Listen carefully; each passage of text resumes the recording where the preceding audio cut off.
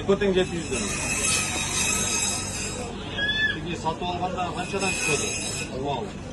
Hatta pazardan alabız, 670 son, 680 son, 650 son. Niye hazır biz tigi malдын ээлери менен дыйкандар менен сүйлөшүп mal arzan болууда дейттин басында алга туура келбей жатат. Мындай дайчы, малды базарда алган турар этсе, базарда.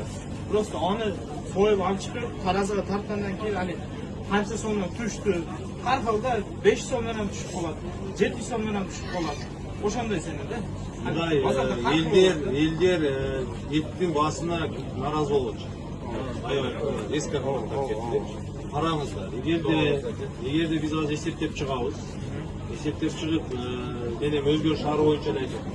Эгерде жөндөн жөн кошуп алсаңар, анда мыйзам чегинде чыгып баарына эскертип келе айтабыз. Эгерде неме болсо, анан кийин ар бир малдан эмнеге 15 000 көрүш керек? 2-3 000 көрүп турсаңар болот да. Туурабы? Анан кийин обязательно 15 000 же 20 000 көрүш керек. Эми базарда сени ошого ушу 7 сомго жетип баратат да, уже.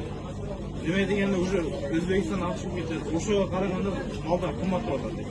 Давайте немелерди жөндөн жөн бааны көтөрмөй жок. Жок, мондой жок. Базарга карап да.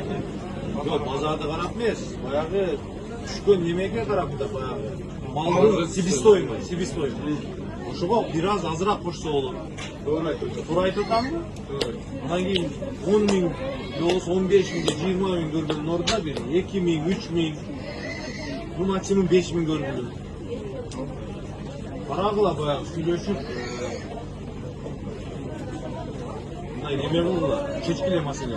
Элдин нараазычылыгы үчүн туудурбайт. Бир сүйлөштүк дагы мындай жакшылап ойлогула, жакшылап эсептеп, бааны мындай иретке келтирген.